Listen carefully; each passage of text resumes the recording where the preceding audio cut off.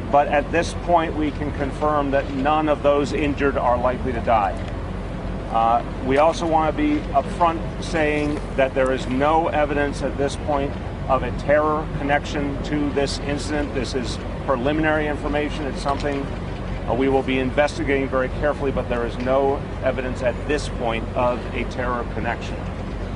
I also want to affirm that based on what we know at this hour, there is no specific connection to the incident in New Jersey. It is, again, too early to say anything definitive on those questions, but there's no specific evidence of a connection at this point. I want to say more broadly, there is no specific and credible threat against New York City at this point in time from any terror organization. So as we are analyzing what happened here, we are doing it against the backdrop where we have no credible and specific threat at this moment. But we do want to be very clear. The early indications, the initial indications, is this was an intentional act. We're going to have a lot more to say in the coming hours as we have more detailed analysis, but we believe at this point in time this was an intentional act. I want to assure all New Yorkers that the NYPD and all other agencies are at full alert, and that our anti-terror capacity in particular is at full alert, our Critical Response Command and our other key units, our Strategic Response Group, our Emergency Services Unit, all are on alert and all are dealing with this situation and being vigilant all over the city at this point in time. And we have in this city the most advanced anti-terror capacity of any city in this country, and obviously the largest police force of any city in the country, all ready to ensure our safety. Now, I want to be clear, whatever the cause, whatever the intention here, New Yorkers will not be intimidated. We are not going to let anyone change who we are or how we go about our lives. And we have the best police force in the country and a number of other key agencies, FDNY, OEM, etc., making sure we will be safe. We are at this point, of course, tracing every lead and every potential. It's too early to give you any details of the investigation because it has just begun over the last few hours. So I want to say up front, we're not going to go into a lot of detail about what we're finding so far in the investigation. That will take certainly more hours before we can give you more.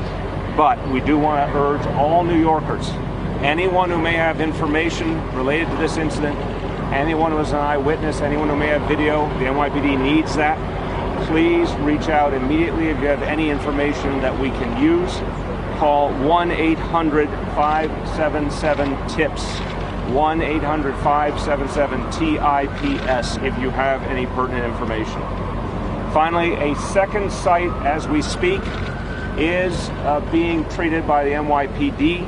It is 27th Street between 6th and 7th Avenues. There's an investigation underway and a substantial NYPD presence on that street, and that street has been cleared as this investigation continues. With that, I want to turn it over to Commissioner James O'Neill. Thank you, Mr. Mayor. At approximately 8:30 this evening, officers from the 10th Precinct were on patrol, driving westbound on West 23rd Street when they witnessed a large explosion in front of 131 West 23rd Street. The officers immediately called for additional units and ambulances. The NYPD Bomb Squad and the FBI Joint Terrorist Task Force were requested to respond. As of this time, the exact cause of the explosion has not been determined.